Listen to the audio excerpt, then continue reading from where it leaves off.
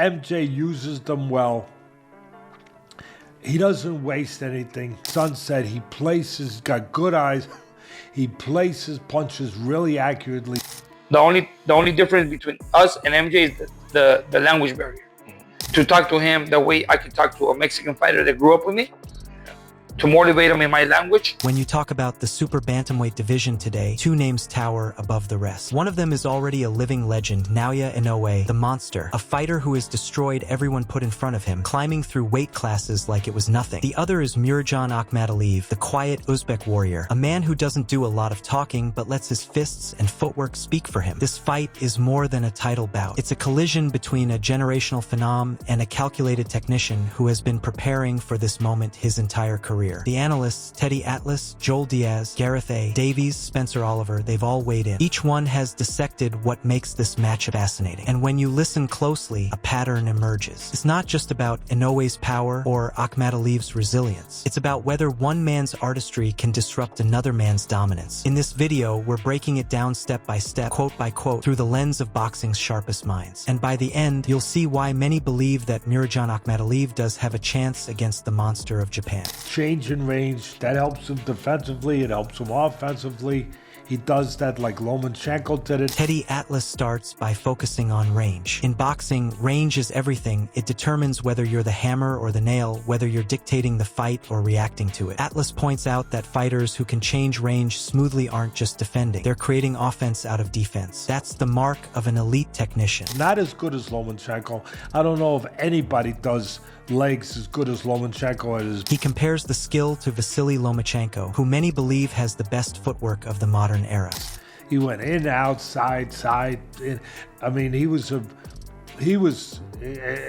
magician. Atlas doubles down by describing Akhmadaliyev's footwork in more artistic terms. He calls it ballet-like, magical even. This isn't exaggeration. In boxing, true mastery of the ring comes from the legs, not the hands. Punches are born from position, and position comes from the feet. What Atlas is really saying is that MJ's legs carry a rhythm that can disarm opponents. With his legs, he was a ballet artist. He can step in, out, sideways, and always maintain balance to fire back. Against a pressure machine like Inoue, that's crucial. Most fighters get swallowed up when Inoue advances. They're either too flat-footed or too slow to create angles. MJ uses them well.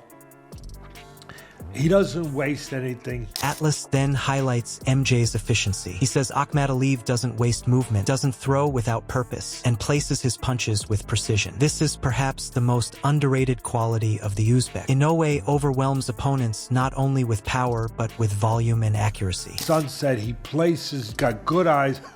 He places punches really accurately. If you swing wild or burn energy unnecessarily, he eats you alive in the later rounds. But MJ is economical. He's the type who makes every punch count. This matters because when you're facing someone like Inoue, you don't get a lot of chances. And MJ is a bigger, solid, more solid fighter with more technique. Joel Diaz shifts the conversation by bringing in size, technique, and experience. He emphasizes that Akhmadaliyev isn't just skilled, he's physically solid and technically polished. Diaz reminds us that MJ is an Olympian, a man who has fought every style on the international stage.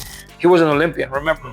MJ has fought every style. That matters because when you faced all kinds of puzzles, slick boxers, pressure fighters, awkward southpaws, you develop adaptability. Inoue's opponents often look shocked once they feel his power, almost like deer in headlights. Because he was an Olympian, he was a silver medalist, bronze medalist, whatever. Joel Diaz circles back to what makes Murodjon Akhmadaliyev dangerous, and he points to something that cannot be overlooked: pedigree. Being an Olympian is not just a line on a resume. It's proof of surviving one of the hardest proving grounds in the sport. When Diaz talks about MJ fighting the best of the best across the globe, he's drawing attention to the seasoning that comes from clashing with different styles under high-pressure circumstances. The best of the best in the world.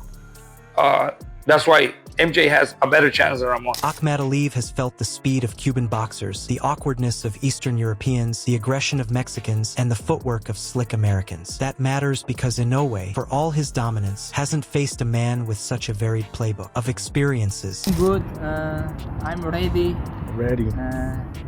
inshallah. The interviewer asks Akhmadaliyev directly how he's feeling with the fight 1 month away, and MJ's response is revealing. He doesn't overcomplicate it. He doesn't get lost in bravado. He keeps it grounded. He's ready, he's feeling good, and he invokes faith as part of his preparation. This might seem simple on the surface, but it shows a mindset that is calm before the storm. Many fighters, when facing someone with Inoue's reputation, either overhype themselves or crumble under the weight of the moment. MJ does neither. He carries himself with quiet confidence, rooted in belief both in his training and in something bigger than himself. That composure matters because the psychological battle begins long before the first bell. Inoue thrives on intimidation. His reputation often beats opponents before the punches even land. Strong. I'm ready. Ready. Always ready. Inshallah. All the belts. All the belt, full belt, inshallah. Akhmadaliyev then doubles down on his readiness with a message to the world. He talks about being ready not just for the fight, but for the belts, for legacy, for everything that comes with it. Strong. I'm ready. Ready. Always ready. Inshallah. All the belts. All the belt, full belt, inshallah. This isn't empty talk. For fighters who come from his background, belts are more than straps of gold and leather. They are symbols of sacrifice, proof that all the years away from family, all the lonely nights in training camps, all the blood and sweat were worth it. Strong. I'm ready. Ready. Always ready. Inshallah. All the belts. All the belt, full belt, inshallah. When MJ repeats ready over and over, it's not nervous energy, it's affirmation. He's reminding himself and everyone listening that he's been preparing for this moment since day one. He's number 2 pound for pound in the world, isn't he? What stands out in Akhmadaliyev's repeated declarations is the sincerity behind them. In modern boxing, trash talk is often manufactured, a marketing tool to sell pay-per-views. But MJ doesn't posture like that. He isn't trying to be loud for the sake of headlines. Instead, his message is consistent and rooted in faith, discipline, and preparation. 2 or 3. For the people that may not know Inoue, he's in the top 3 pound for pound. That authenticity can be unsettling for an opponent. Inoue has heard every kind of bravado before, fighters claiming they'll expose him, that they'll overpower him, only to fold the moment they feel his punches. But MJ's tone is different. It's not about disrespecting Inoue, it's about asserting himself. Akhmadaliyev is showing the world he's not coming to participate, he's coming to win. And in a fight where most assume Inoue will dominate, that mental edge could make all the difference. He's a 4 division world champion, 2 weight. Gareth A. Davies raises an important framing question for this fight. Who really is Murodjon Akhmadaliyev? To casual fans, especially those who only tune in when Inoue fights, MJ might appear as just another name on the list. But Davies makes it clear Akhmadaliyev is not a walkover. He's a seasoned professional, technically sharp, and extremely dangerous. You are undisputed champion. Inoue, I'll tell you where he goes next. That's a crucial reminder because when you're facing someone like Inoue, who currently sits near the very top of the pound-for-pound rankings, the narrative usually paints the opponent as fodder. Yet, Davies challenges that by positioning MJ as someone worthy of being in the ring with arguably the second best fighter in the world. Fly, super fly, bantam, super bantam. You know, he's gone through the divisions, winning world titles and... Spencer Oliver continues the thread by reminding fans of just how high the stakes are whenever Inoue steps into the ring. For those who may not follow boxing closely, Oliver explains that Inoue is not just any champion. He's a 4-division world champion, a man who has conquered weight class after weight class with surgical precision. This guy is a modern great. He's called the Monster because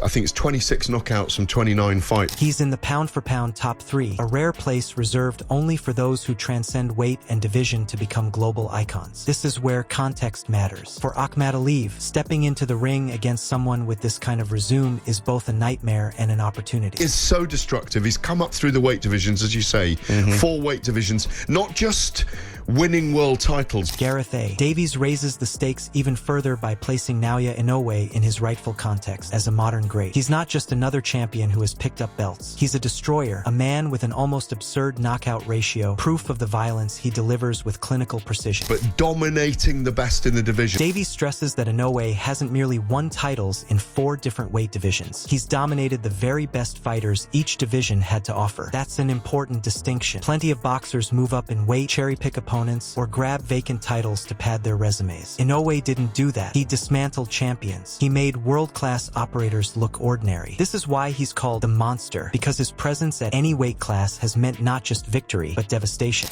The only difference between us and MJ is the language barrier. Joel Diaz closes with a unique angle, one that isn't about skill or legacy, but about communication. He points out the challenge of the language barrier with Akhmadaliyev and how that changes the dynamics between fighter and trainer. To talk to him the way I can talk to a Mexican fighter that grew up with me, to motivate him in my language. For Diaz, working with Mexican fighters in his native tongue allows him to motivate, inspire, and connect on an intimate cultural level. With MJ, things are different. The words can't always flow the same way, and subtle motivational nuances sometimes get lost in translation. Then just saying davai, rabota, you know, like work, you know. Yet, rather than framing it as a weakness, Diaz highlights it as a challenge they've learned to overcome. This is important because at the highest level of boxing, success isn't just about technique, it's about the bond between fighter and corner. In moments of crisis, when the fighter is hurt or exhausted, the trainer's voice is the lifeline. So where does this leave us? On one side stands Naoya Inoue, the monster, a pound-for-pound king with 4 division world titles and a trail of broken champions behind him. On the other stands Mirajan Akhmadaliyev, the Olympian, the technician, the quiet warrior who has fought styles from every corner of the globe and now faces the fight of his life. History tells us monsters fall. Legends are built not just by those who dominate, but by those who dare to confront dominance with fearless resolve. Can Akhmadaliyev do it? Can he be the man to turn the unstoppable into the vulnerable? That's the story we're about to find. And now we leave it to you, the fight fans. Who do you believe has the edge in this clash? The destructive greatness of Inoue or the disciplined danger of Akhmadaliyev? This is BoxiHub, where boxing lives in debate, controversy, and truth. If you enjoyed this breakdown, make sure to like the video, hit that subscribe button, and drop your thoughts in the comments. Who takes it, the monster or the man ready to shock the world?